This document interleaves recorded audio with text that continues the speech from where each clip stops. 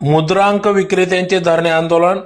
भविष्यात शासन 100 व 500 रुपये किमतीची मुद्रांक विक्री बंद करण्याबाबत विचाराधीन असून या निर्णयामुळे मुद्रांक विक्रेते बेरोजगार होऊन त्यांच्यावर उपासमारीची वेळ येणार आहे.